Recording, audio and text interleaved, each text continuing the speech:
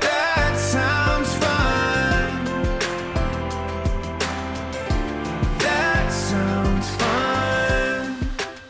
Hi, friends. Happy Halloween. Welcome to another episode of That Sounds Fun. I'm your host, Annie F. Downs. I'm so happy to be here with you today. Who better to have on the show than the guy who wears no masks, our buddy, Eddie Koffoltz. Yay. Before we dive into today's conversation, I do want to tell you about one of our incredible sponsors. The show is sponsored by BetterHelp. Today may be Halloween, but tomorrow is November, which means we start to get a little more intentional about gratitude in this season.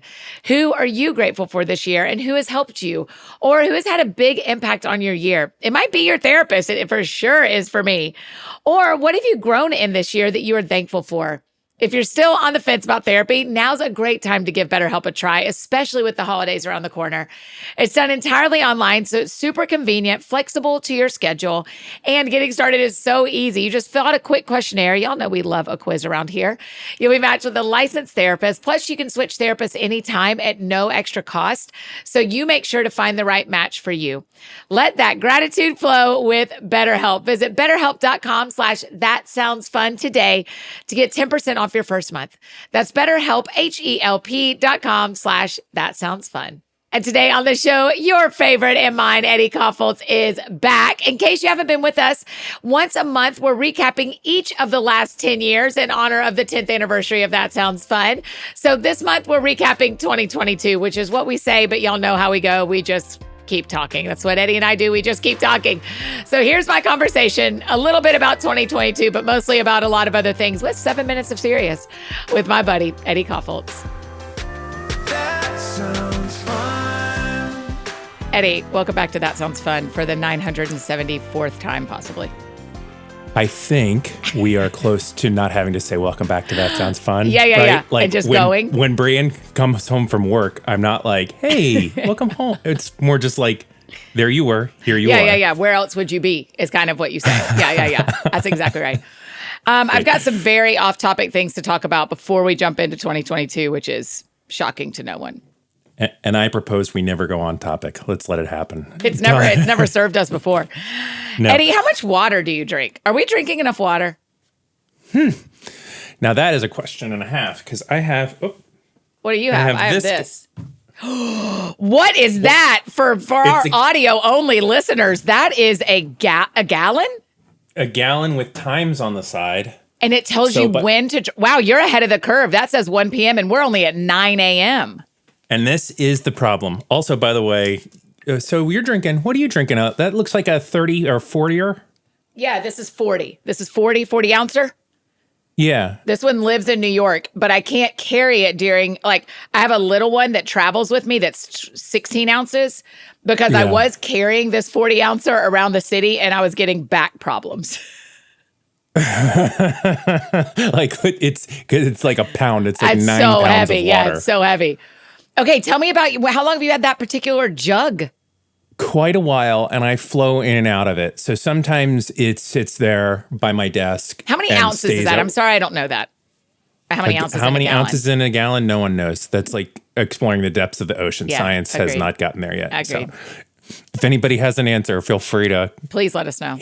They told us the difference between a bison and a buffalo, so they knew. Oh, yeah. They knew something that couldn't be known. So now here's another thing that can't be known. I forget. Are people commenting on YouTube? Yes. Jeez. See, that's a whole area I don't even know our show's there half the time. Yes, so it's great. Our show, your show, no, my these are our face shows. on that show. Of course they are. So are you drinking one of those a day? Is that the goal? Trying to. Yeah, I don't like when water gets warm in the middle of the day. That's why I can't do a whole gallon at one time. Because then I'm just drinking lake water by 2 p.m. I like a room tempy. Oh, do you? Yeah. I like I like the water to generally be the inverse of what it's like outside. So when it gets cold outside, I like it room temp, or even I could even handle a little warm, even though I'm not going to go through the effort. When it is summer, it's all like put it in the fridge overnight. Wow, that is fascinating. It's a process of regulation with me. That's the whole thing. Okay. It's back to center. But you're a cool girl, so All the you time. need the smaller one. I need it. Well, this one works because it keeps it pretty cold. And the mental challenge is, can you crush this before it gets warm? That's the goal.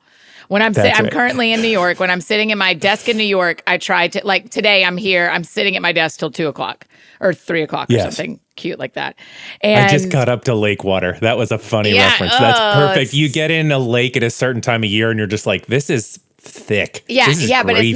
it's not warm like when it's the hottest day of the summer, but there's this other temperature that is just like this weird. Isn't fun. Yeah. This is tea. I don't want this. Yeah, it's tea that's been sitting there a minute, but not all the minutes. Yeah. Blech. Yeah. I can't live like that. So the reason I bring up our water intake partly is because someone this weekend randomly talked about how much drinking enough water has changed their skin. I forget that. That's actually really true for me. It's a Is that true hydration for you? thing. I don't know.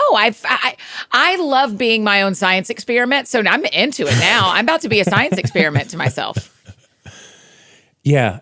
So I have noticed a correlation between like drier spots on me or like dry, like my T-zone is all hell. You know that. That's well documented. That's a thing that's a thing every friend of yours knows. That's basically a core to my brand. Yeah. That my T-zone gives me fits. The more water I drink, the more water I drink, the better off that is. But that's interesting. So Annie, do you have, I don't want you to share personally, but like, is there like okay, I noticed this is not as I would want it to be now. Do you know what I mean? Like, no, my skin is pretty normal all the time. And so the reason this all happened is there are these things in New York, these sample sales. Big tip if you're coming to New York. The Instagram is 260 sample sale. And and so these companies will put a bunch of their clothes or whatever on deep discount because they're trying to clear out that season's clothes, right? So I went with some friends to one this weekend, and part of it was a skincare thing that was really expensive. And this young man who works in modeling, because he told us, was like, this particular brand has saved my skin. This and water. And we were all like, and water. This like 24-year-old is like, and water. And so now, the problem is I don't have a good starting point to judge whether, because I don't really drink any other liquids currently except water and Coke Ices, but I can't find those in New York yet. And so I don't have besides tea, like hot tea in the morning, I don't really drink anything besides water. And so I don't have like a stop and start is what I'm trying to say. That was a very long answer too. Nope. I don't have a control to help me with this science experiment. I understand, but I mean, this is Jason Bateman. If we've listened to Smartless for more than one episode, he talks about drinking water almost on every episode about how, like, he's very, very, I mean, he's like he's a bit of a weirdo with all of this in a great way, but he does talk, he says like water's the whole deal. So I'm sure people know this and you and I are just catching up, but I think it's really important. You and I have been so poorly with it. Podcasting together for 7 or 8 years. And the way you perfectly segue without knowing, because the next thing I wanted to bring up, hand to heaven, was Jason Bateman. It's not believable. It's not believable, but it's written down. It says baseball right here because I want to talk about all I can think about with the Los Angeles Dodgers in the World Series is Jason Bateman loves them. Okay. Listen, there's so much to talk about with baseball. I didn't know if we were going to talk about baseball or not, because sometimes, we're on the baseball train. Sometimes we're not. So hold on. Jason Bateman's a super fan. For people who don't know, Jason Bateman is a super fan of the Los Angeles Dodgers, and the Dodgers and the Yankees are playing in the World Series at recording. Yes. Listen, also, everyone, I'm sorry. This is inhospitable, but like I have no coffee in this cup, but I have my big like construction worker thing full of coffee. It is a construction worker thermos. So I need to, it pops. I hear the pop. So that's hot. Do you put cream and sugar in your coffee, or is that just black coffee from A to B? Or did you dress it up in your thermos? All great options, all black coffee all the time, forever. Okay. If I'm feeling like a fancy boy and I'm at a place, I might get a little oat milk splash in a cappuccino or something. Sure. But I generally like black coffee. But I'm having usually behind the scenes, we usually record a little later. We're recording a little earlier this morning, and I can't now. Now I've got the coffee. Now we're ready. Jason Bateman. Now you can talk about Jason Bateman and baseball. Can you believe that transition you did? That is just pure It was excellence. Pure magic. Yeah. I'm going to try another one where I feel like when we're hitting a dip with this, and let's just see. Well, we weren't even at a dip at the water. That's what makes you a pro. Is we could have done another 8 minutes on water, but you called the right transition before we needed it, which is actually when you know someone's a pro. You don't wait until the dip. You catch it pre-dip because people wish we keep going about water for about 2 more minutes. We could have done 8. We did 0. Go. You want to end like Seinfeld. You want to end like Seinfeld. That's exactly right. Right on top. That's I'm same with all my dating relationships. Walk out before you want to. Just kidding. I can see us getting closer. Goodbye. Where's my number? You really are a very special person to me, and I really never talk to me again. Never speak to me again. I'm going to leave right now. And I'm going to leave you here at my parents' house where you just came and met them. Where you just met them for the first time. Right. You said you were going to talk to my dad. I'm going to tell you to leave. Okay. No, thank you. Jason Bateman. Okay. So, huge Dodgers fan, of course. Yes. He talks about this all the time. Yes, but like the water. Dodgers in the World Series, the Dodgers in the playoffs have been just riddled with celebrities. What? Tell me more. I don't know about this. Okay, so if you were watching any of the games directly behind home plate, you and I you'll get this reference. Directly, all games, gotta be season ticket holder. Like the spot, just looking down the barrel, is Mary Hart. Remember her from Entertainment Tonight? Yes. And she's like full big blonde hair, not even trying to be, but she's also like going at it, like waving the flag. She is every pitch, fully committed, got to be a huge Dodgers fan. So Mary Hart's always there when the games are in LA. But then a couple seats over to the left, so now we're looking over like the catcher's right shoulder. Yeah, kind of going towards first base. Judd Apatow, always there. Always. I do know that. He's always there. Will Arnett loves it. I mean, Elf. He loves it too. Oh, Will Ferrell. Yeah. Yeah. Okay, Judd Apatow, Mary Hart. Wow. And then Jason Bateman, always there. Always there. It's so fun. I think this World Series is so interesting. As a dual citizen in New York, the scuttle here was everybody was hoping for Mets Yankees. Of course they were. Subway Series. A thrill. Can you imagine? Has that happened a lot before? Not a lot, but a few times, and it's pretty neat. And it's also so rare too because of how hot and cold the Mets are historically. How hot and cold the Mets were this season. Oh my gosh! All of a sudden, just October hit and they decided to become a team. But it was fantastic to watch. They peaked.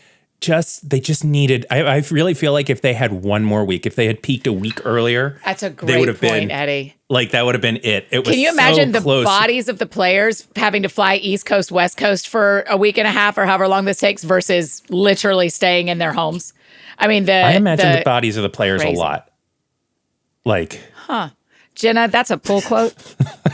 Jenna, if you can go ahead and pull that for Instagram. If we can just go just straight to it. Okay, so yeah, I mean, I think they're going to have to fly back and forth into as far as you can in the U.S., the lower 48 at least, and that is challenging on their bodies versus going New York versus New York. Who are you cheering for in this World Series? I'm forgive me that I don't even know how the Washington team did this year. Nationals. Yeah, okay. Nationals. Not great. I wanted to say awful, Commanders. Though. Why did I want to say Commanders? Is that That's the football team. Football team. Thank you. Okay. That's fine. Okay, so listen, Lucy and I were following this very closely, all the playoffs, because we were like, it was Guardians. It was like Guardians in there, Mets in there. It was very exciting, right? A lot of teams, but none of them were our team. So you kind of have to find like how you're going to follow.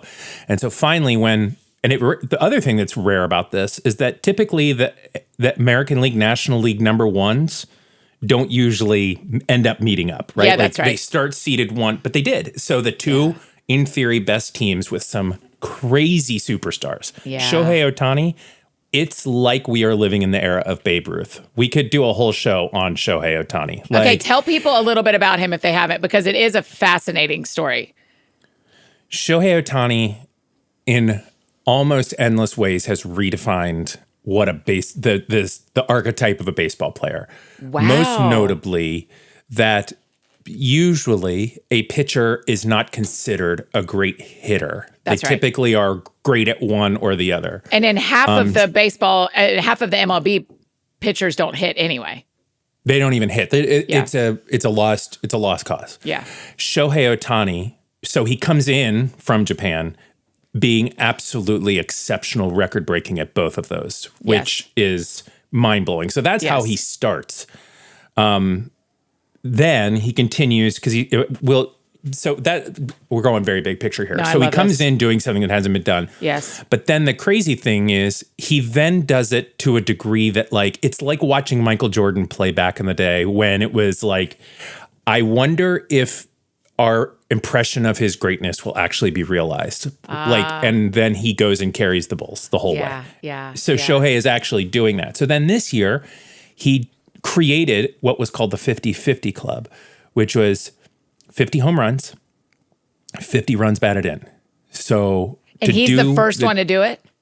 Yeah, he created it. There was a 40-40 club that he ran past. My gosh. 50-50 Club. And I actually think this is where baseball people are yelling at me right now because I might be wrong. He might have ended up, it may have been like 51-51. I think it is 51-51 because that's what I've heard. Right. So that ability to do that, though, speaks so much to both your ability to hit a ball and get on first base or second base, which is massive. It's hard to do that. That's usually a singular skill. Like a Juan Soto in the Yankees, it's a singular skill to be able to know, okay, in this moment, I got to hit a ball over there to get on first so that the guy behind me can then hit a home run and we get 2 in or something like that. Right.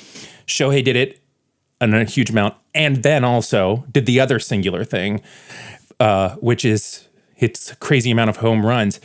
And then here's the he's final not a center thing fielder. He's a pitcher. That's the crazy part. He's not pitcher. a power player like a center fielder. He's a pitcher. Correct. He's a pitcher that didn't even pitch this season. They just decided to put him and see what would happen if they just put him on as a designated hitter. And he became the most dominant hitter, one of, if not the most dominant hitter in baseball can you history. just drop his salary real quick for everybody? Do you know it? I don't know it. Do you know it? It's insane. It's insane. But it's you not keep as talking. insane as I'll look it up. So, and then here's the last thing about Shohei. So one does both of those things, right? Pitch hit. Second, he does them with absolute excellence, however you want to slice it. Right. And consistently and over time and over again. And then the third is that he has changed the way baseball players even approach their own game. Yeah. So he famously now, to baseball people, it doesn't take batting practice. So where most players are out there for a couple hours before just hitting it, he doesn't do it. He's like, because he goes up fresh as a DH and crushes like that. He does a normal workout, like a normal warm up, just so that he's not ice cold. What? But he doesn't take hits because he's like, my arm is only going to let me swing this so many times. I know the mechanics. All I need to do is warm up and hit. And so it's just like, it was like when somebody broke the 8-minute mile and all of a sudden everybody was like, oh, this is possible for the body to do. That's what he did. So he's a once in a generation player. He's pretty rad. So that's the Shohei Ohtani. So he and another team of absolute all-stars of the Dodgers are playing the New York Yankees, who have arguably the other most exciting players in the entire world, Aaron Judge. Yes. Who's 11 feet tall, a monster, and just a classic Yankee. Clean cut, serious. He's the A-Rod of our day. Yeah, or Derek Jeter would probably even be. Derek Jeter, you're exactly right. He's the Derek Jeter of our day. You're 100% right, Eddie.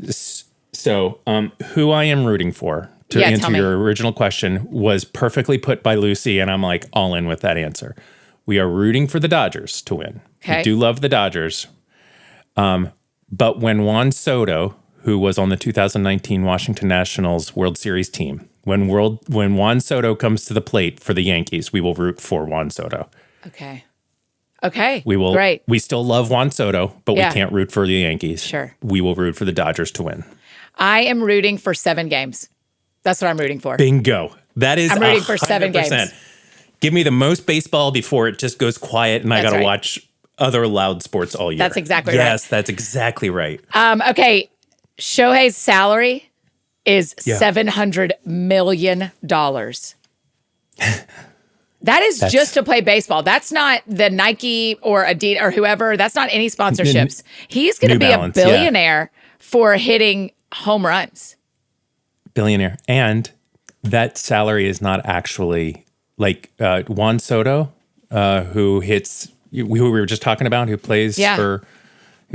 He hits right behind Aaron, or right before Aaron Judge in their lineup. Yeah. He is a free agent at the end of this year, and it is widely believed that his salary is going to be between $700 and $800 million.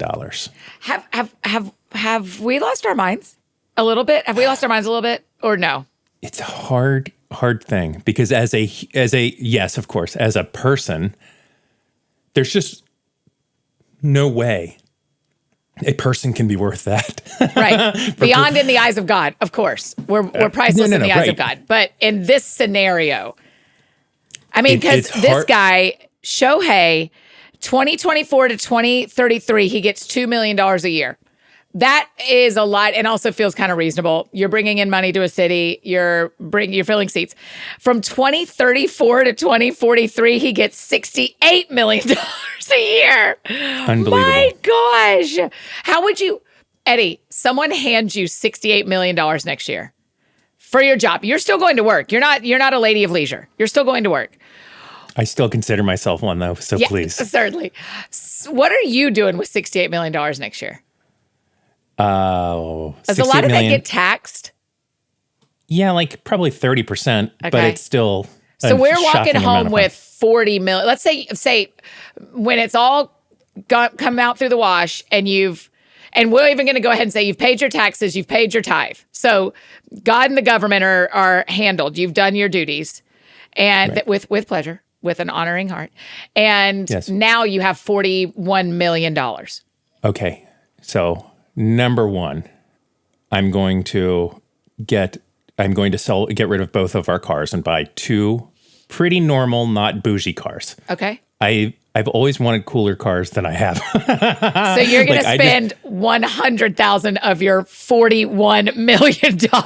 Right. But this is basically, Annie, like that was the high water mark. I don't have So new cars. It's Brienne, like cars. Land Rover, something she's always seen that's been like, oh, cool. Yeah. Me, truck, old truck, like something from 70s, 80s, like one of those good boxy Fords. Yeah, nice and restored. I can definitely already handled. You can afford that. That's already been handled. Yeah, no problem. Then I am definitely quitting my job. Okay. 100%. Not because I don't like my job, but because my dream employment scenario is to be able to pick up a project and do it. Like Doing the Best We Can was a great example. Yeah. I want to do it. I want to go all in, and then I want to never think about it again and try a new thing. Sure. I just get bored. I want the luxury to be obsessed. Right now, I would just grow plants in a greenhouse all day long and try to figure it out. And then I would start a little business selling a line of roses, and then I would never think about it again. Thank you for being clear that it was roses and not marijuana. It just felt like I want to grow plants and sell them. In our modern day, it has a real line of understanding, and I just wanted you to clear up you're selling roses. What would you do? Oh, with $41 million. I would pay my taxes. I would give my tithe. I would. What else would I do? I mean, I would certainly buy a place in New York. I would go ahead and buy a place in New York. I'm very grateful to be able to rent one for now. But with that kind of money. Yeah. And you and I may have talked about this off mic before. I have always told my financial planner, when we hit this certain number that we have of investments and savings, I would love a chunk of money to be stupid with. Because that is to me a top level luxury that most of us won't ever get to on this side of glory, of where you can like be stupid with a chunk of money. And like, and so I'd like $50,000 to be stupid with. And so that's what I would do. Like I don't know what I would do. Thing? What would, there's this thing you can do at Disney World for $15,000 where 12 of your friends get a VIP day, and you go to Club 33 and you are walked around everywhere. And I would probably do that 3 times with 3 group of friends. That's not like the best use of money. No, I would rent out a movie theater right before award season and have them play all of the Academy Award, like Best Picture, and I would have it catered, and I would invite 10 people who won't talk during the movie. That's right. So things like that are like not a good investment, that may not even be like good for our family or or the kingdom of God, or, it's just like stupid. And so I've always dreamed, and I think part of that's my personality type of like, please tell me I'm not just squirreling away money so that when I am gone, I've squirreled away a lot of money. Like, to what end? To what end? I know. And so, so I would like, at some point, I would like to have enough money that I can take some and do something stupid. I guess the thing you and I are both learning is we don't need $41 million. We need about $200,000. No, that's right. We both all in. It's like it's together. We just spent less than $500,000, and we really thought about it for some minutes. We spent interest on giving away quite a bit and putting it in a very normal savings bond kind of situation. Yeah, that's exactly what we did. We spent that interest because I'm driving a crappy truck. Technically, I need $15,000 to do one day at Disney that I think would be really fun. I don't need $41 million.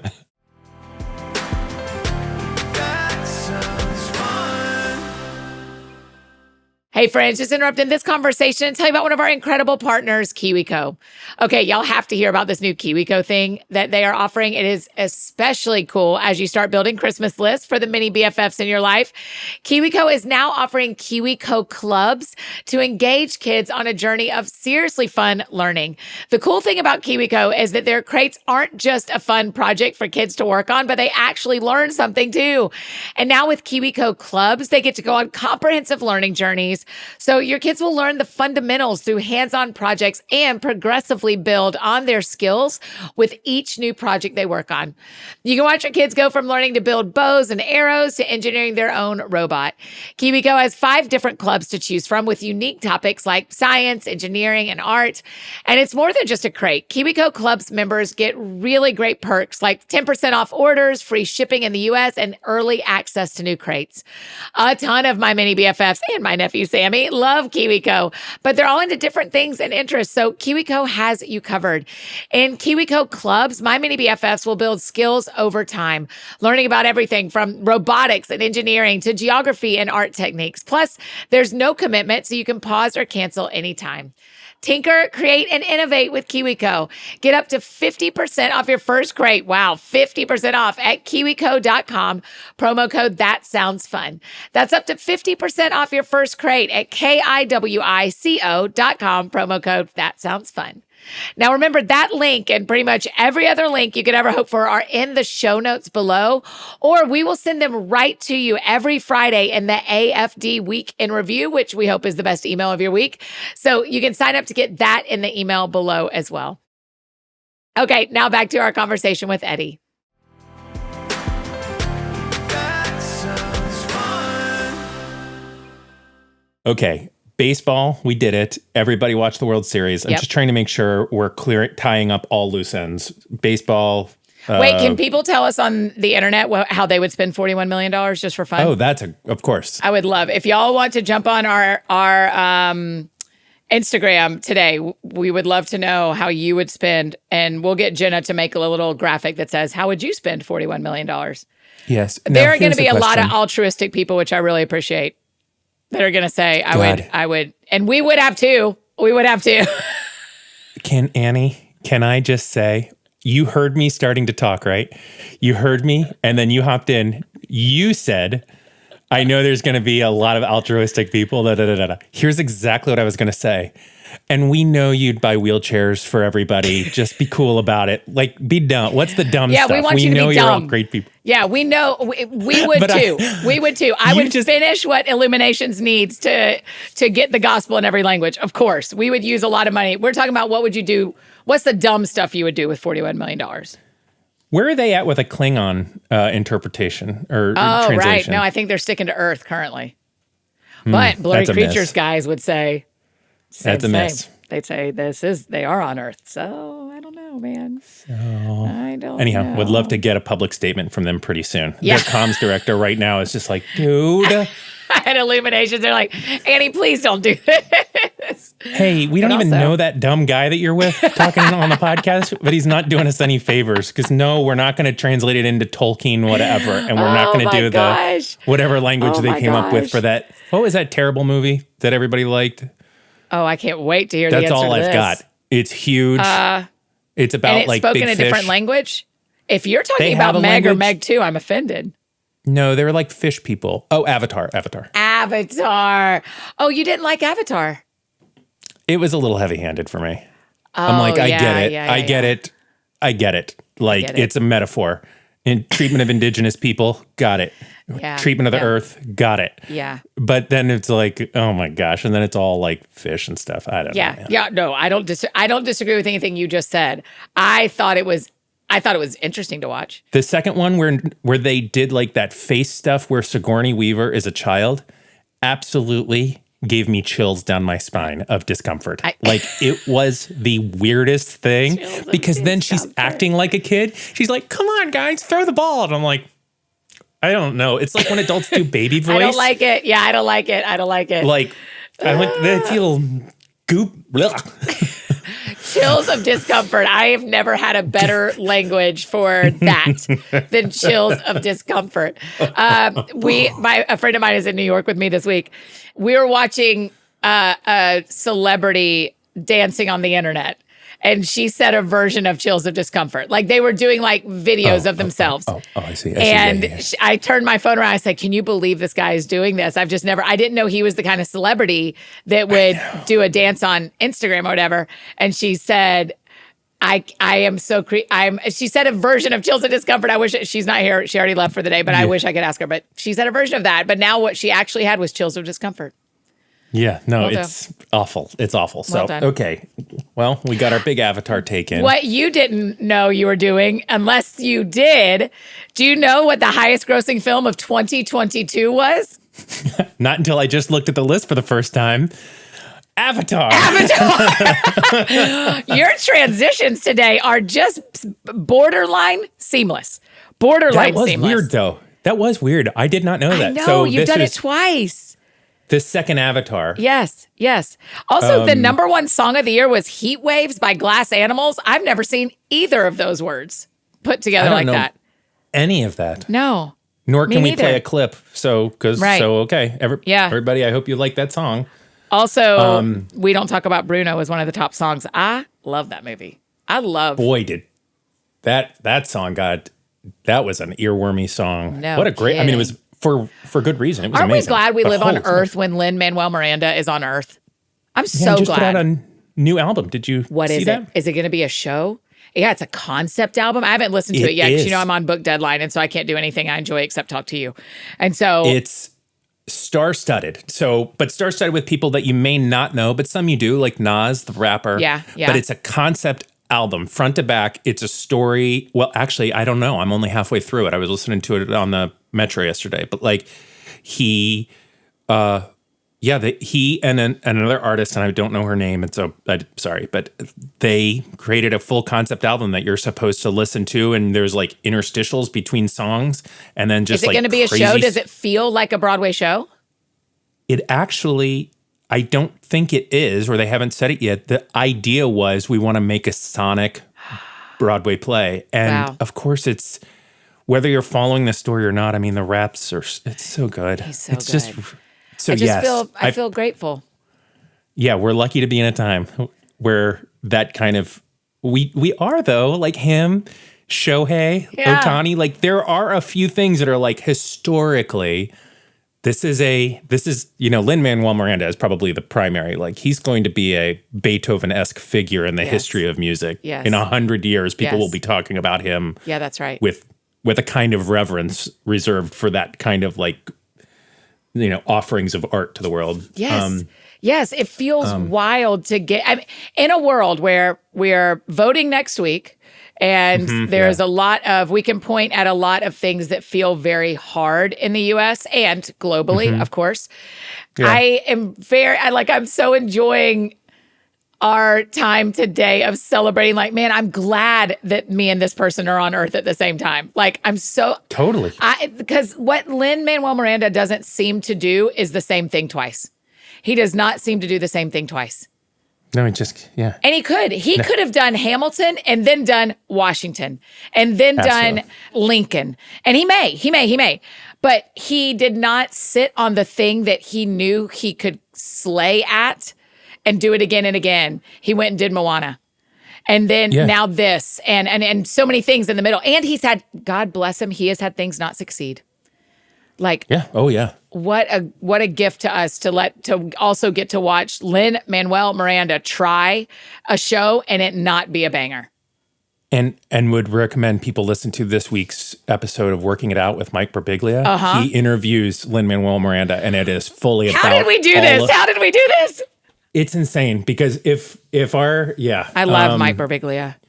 Yeah, and his show Working It Out is such a good peek into the creative mind, and even if you're not like a creative, Lin is the guest this week. Yes, and talks about this album and the why, but does also talk about Mike really digs in on what gives you it was almost like he was like, what gives you the right to be willing to fail so spectacularly after making an opus? Yeah.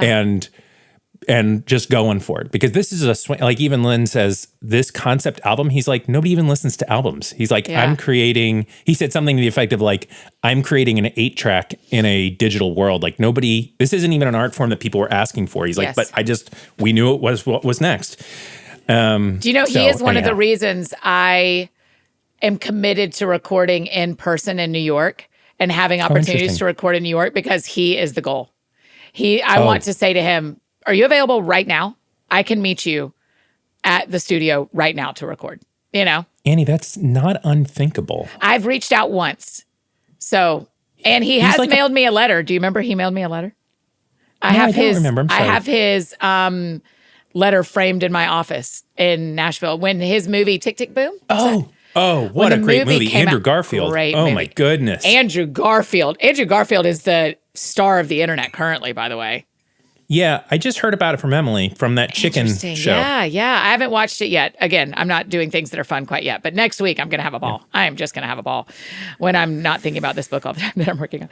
But yes, when Tick, Tick, Boom came out, part of the PR packaging was a handwritten note. And it's in my office. We'll share a picture of it today. It says Annie, thanks for always bringing fun to the world. And it has his signature. And I couldn't breathe that day. Neat. I didn't tell anyone except the guy I was talking to. I mean, everybody at work knew. It was one of the most precious things that the dude I was hanging out with, I sent him a picture and that was the only person I told for weeks. Because I was I have this precious thing. Look. That is neat. I feel like Lin-Manuel is in your I could see that. You guys have a couple degrees of separation. Right. He's a generous, kind of interesting person. He's I think it would be I think it's well within. Oh, not at all. And I'm not even saying it would be generous of him to do that. I'm no, I think your Venn diagram of influence is overlapping more. So maybe what I'll do is I'll listen to the album and genuinely pay attention to myself. And if I think we've got to talk about this, we've got to talk about this, I'll reach out to him again. Yeah. Right. And if not, then there's undoubtedly, he's doing this soundtrack to, I forget what the movie is, but he's got another soundtrack coming. Oh, I think really? he's doing more Disney. Isn't Moana 2 coming out? Oh, yeah, Moana 2 is coming out. I would assume so. Yeah. Speaking of Moana 2, 2022, we lost Queen Elizabeth too. Oh, wow. Did you see how I put all the twos together? 2022, really? Gosh, it feels like that has not been that long since she passed away. We say this every time, but 2020, everything from 2020 to now is a single year. And I'm just, that's exactly I can't believe that was, so yeah. That is wild. Also, as everyone remembers, Lillian makes us this list of things in 2022, our year in review fact sheet. And in it, she says the Bear TV show stressed us all out. Yeah. There's so much sweet about that. One that she just called it a TV show. Yeah. That's just a sweet thing to. Yeah. Also, random this is a new category she's never given us. Random discoveries made in 2022. Trees at the edge of the forest grow faster than trees in the middle. Wow. It took us until 2 years ago to learn that about forests. I feel like we didn't even, I don't even know how somebody thought to think about that. Yeah, I can't imagine. Wow. God, that random discoveries in 2022 is great. Okay, what others from this list? I think. I didn't love this year. It's literally the two I know. chapters of the book that I'm working on that have been the worst to write. So, I know. but this list is enjoyable. And this list she gave us. Oh gosh, Chat GPT released. You know what you and I have not done, and we're going to do this. What do you think about AI? I'm not unfamiliar with the dangers of it, but it has absolutely transformed my work. I can't imagine not having that like assistant there. Like yesterday. It helps you a lot. Oh my gosh. Yesterday. I've never opened it. Oh, yeah. It's less scary than I think people think, but it is like yesterday I put on an AirPod, right? So I could talk. And I just, for the way I process, I needed to give a lot of feedback on something that our team is doing. Yes. And I literally just hit listen to me on the little app. Okay. And said, I'm going to talk for a while. I need the final product to be an exported Word document that I can share with the team. Here's everything I've been thinking. And I just like speaking into a dictation app, started talking. But I wasn't talking like I'm talking to Siri where it's like, write this down. It was like, I feel like overall the pace of this project is too fast. I think we need to consider the end user in this. So now, and I just talked for 20 minutes. And then I just said, now that I'm done, put all these in my voice and make it professional and smooth out the edges so that nothing comes off as unkind or overly critical. And I'm telling you, what it spit out was 95%, including it's learned how I write and talk. And it was perfect. Yeah. And so for me, what would have taken me hours to do took me from conception to sending it to my team 25 minutes. Jeez. Yeah. So where I don't use it is, hi, I need to write a blog about whatever. Write like Eddie Koffoltz and give me 200 words on Advent. Yeah. Yeah. Because that's the part where it's like, I'm telling you, Annie, you wouldn't be able to differentiate it's writing like Annie Downs and you're writing like Annie Downs. I'm actually have already said to my publisher, I want to put in the intro of this book, none of this book was written by AI. Like I want people to have to start acknowledging when their book when they have written a book that had AI help in it. Yeah. So that's one of the reasons I haven't opened it is that no one can even, and when I say opened it, you said an app, I would have thought it was a website. So that's how much I know. It's all that. And you shouldn't, because it's a little bit of a drug that's helpful not to take when you need it. Yeah. Like right now, if I was writing a book, I wouldn't want to know ChatGPT because you could absolutely dictate a paragraph to it. So now and say, there isn't, anybody can like, some really creepy person who's able to get into the history of computers would see that I have never even known how to go to that. Because I'm like, no, at some point, the art we make has to still be made by humans. Right? Like, I'm with you on the way it's serving you and reflection at work. But when we're making art, I can't bring a computer into the art making, except it does type for me. I mean, I'm typing and it's putting it on a computer. So I hear myself that we are using technology, but the ideas are all mine. That sounds fun. And now back to finish up this conversation with Eddie. That sounds fun. I think it's one of those things too, where we just have yet to wrap our brains around it because 20 years ago, what you and I are doing right now would have been very weird, right? Our entire process right now is all because of computers. That's exactly right. It's zeros You're and ones. 100% We're right. creating nothing, but it's taken us time to figure out how does the human interact with that. AI and ChatGPT is too early. I wrote about it in the podcast, like, I don't know, a while ago when it was first getting hot. Yeah. And I purposefully... And doing the best we can. Yeah. Purposefully had it create a paragraph and didn't tell anyone. Uh-huh.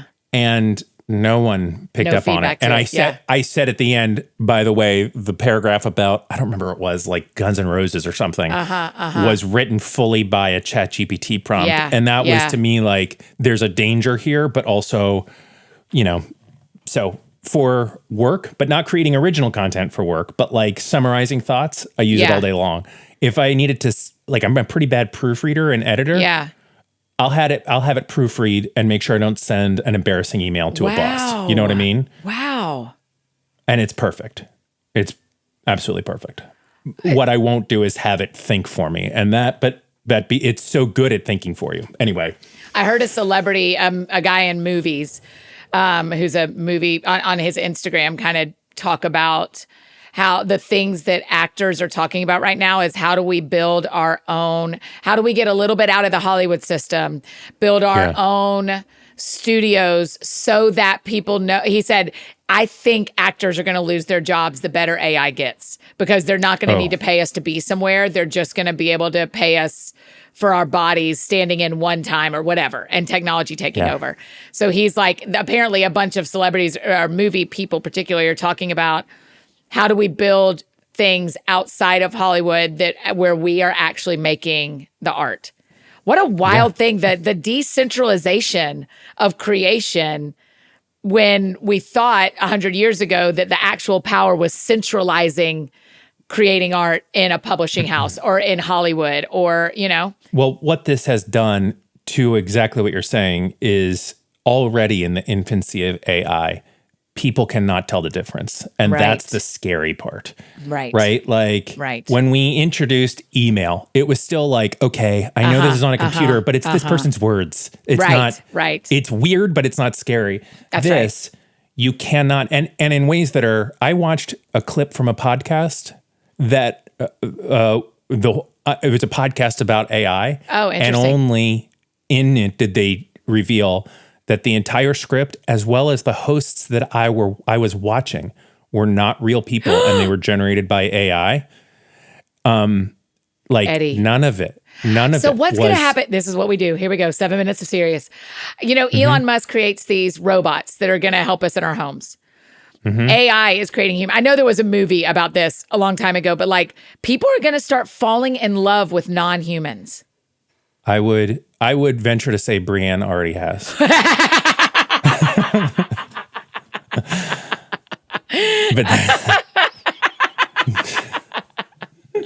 Well done. You've been doing stand-up. I forgot to tell you, my dad, Mr. F. Downs, was so excited for you that you've been doing stand-up. He was so proud. I saw him the weekend you told us. I went down to Atlanta, and he just spoke very highly. He always speaks highly of you, but he spoke very highly of you, going for it and trying. And so, yes, Mr. F. Can Downs you please sends tell his him? Congratulations.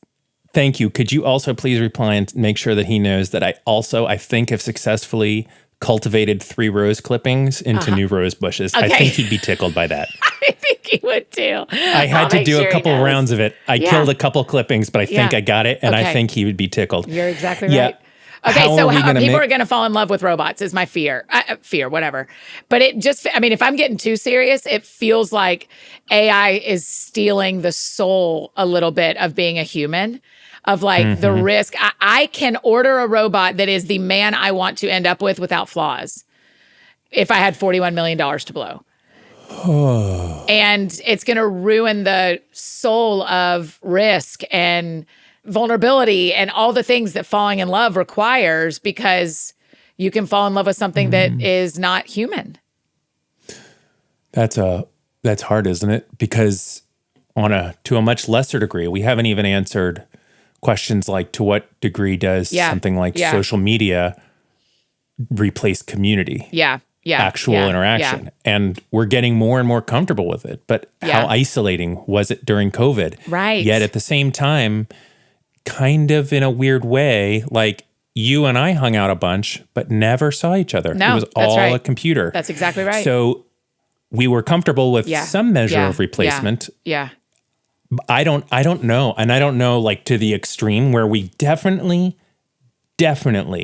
right now, if they wanted to make the technology, you could hop on a Zoom call with a person that is so perfectly tuned for you and makes you feel love, right? It's just like that movie, Her. Her, that's the name of the movie, right? I need to watch it. I haven't watched that, or the one where that stars Tom Cruise, where the billboards change to what the person wants to see. Oh, Minority Report. Yeah, those that was two a feel like movie. We need to watch those now. Yeah. But it's here. That's the weird part that I don't. Right. I'm not a futurist. I have no idea. But it is a very hard balance because we used to have a dividing line where we're like, well, at least we kind of know. Like in the Minority Report, or there's no definitive article. It's just Minority Report. Okay. Like it's like, okay, well, that person still kind of looks like a weird, precog. We know where the computer is. Right. Now we don't know where the computer is. Right. And that's the part that I have yet to feel the futurist. I know. Part. Like, how do we, you're asking the question, I'm just restating it in a long way. I don't know. I don't know either.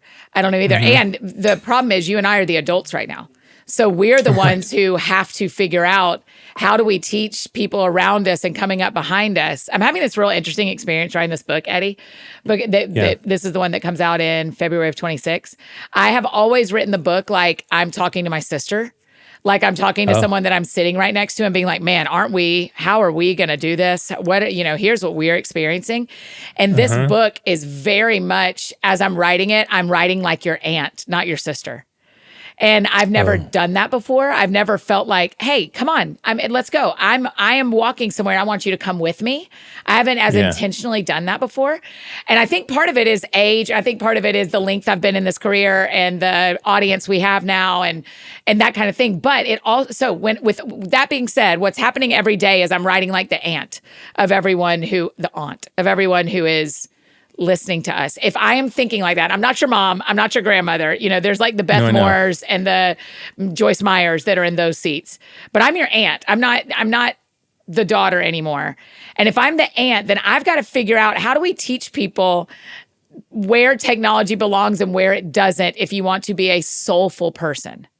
Yes, and we have to model it. Like I don't know, but I know I have a responsibility to 2 kids in my house that are looking at me and going, how is he navigating this? I have responsibility to your kids. If Lucy and Eve see me fall in love with a robot and choose a robot over a human man who is flawed and loves God but isn't perfect, like Lucy and Eve need me as Aunt Annie to do this well too, right? So we're all responsible to these next generations to not fall in love with robots.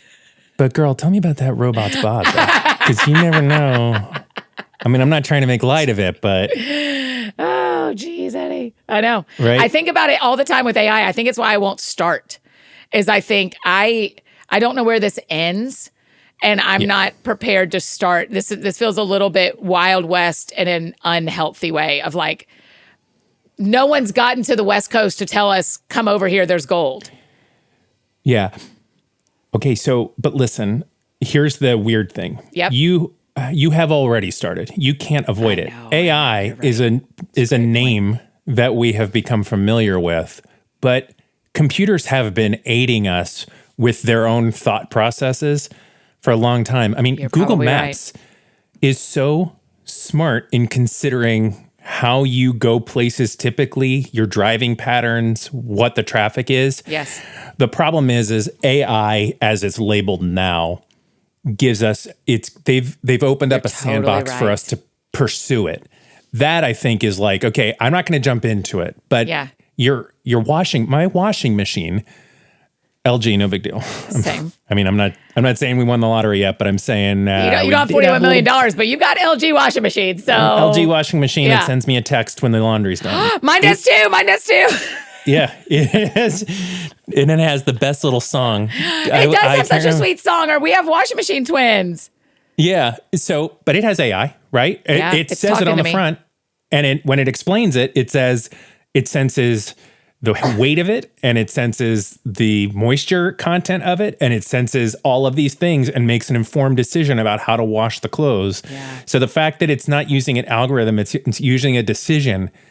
I think that's part of it, is that there are checks and balances in place in some ways that a lot of people are fighting hard to protect. The writer's strike protected in a way us from feeling like we're reading an AI script or watching an AI movie. Yes. They're going to lose that battle in some ways, and they probably are in some arenas.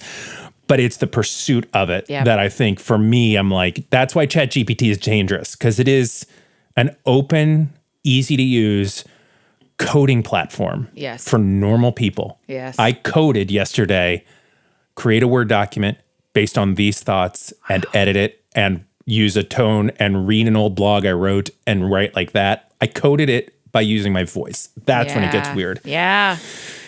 Uncle Eddie and Aunt Annie here to tell you.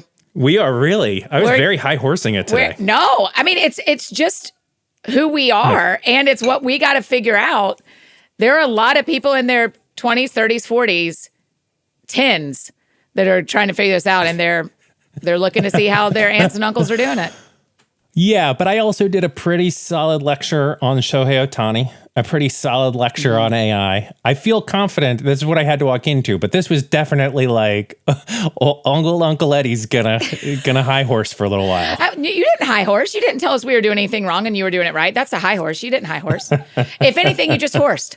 You just rode a horse. Horsed. You just horsed. You didn't high horse. You just horsed. I just horsed. Just a normal, maybe it was a Shetland pony. Yeah. You ponied. Oh, a mini horse like little Sebastian. You'd buy that with your 41 million for sure. There you Little go. Now Sebastian. you spent some tens of that. I mean, I think it'd take me a long time, and then maybe it wouldn't. Especially after we bought all the things that the world needs. I hear myself.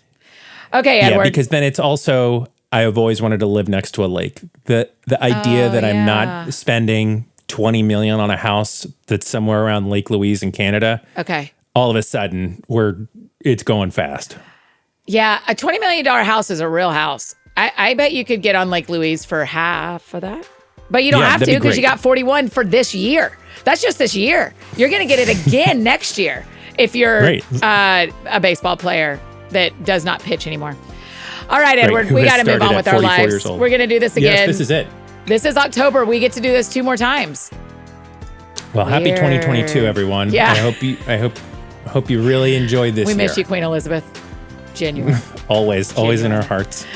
All right, friends, go wash your hands. Bye, buddies. Oh, you guys, isn't he the best? I love talking to Eddie. Make sure you're following him on social media. Tell him thank you, as always, for being on the show. And if you enjoyed this episode, we have a whole playlist of this year's recap episodes with Eddie linked in the show notes for you. If you got any questions from this episode, I can't imagine, drop them in the Q&A box on your Spotify app if you're a Spotify listener like me, or send them to us on Instagram at That Sounds Fun Podcast. We'll try to answer them there. And don't forget to go to our Instagrams and tell us what you would do with $41 million next year. What would you do? If you need anything else from me, I'm embarrassingly easy to find. Annie F. Downs on Instagram, Twitter, Facebook, all the places you may need me. That is how you can find me.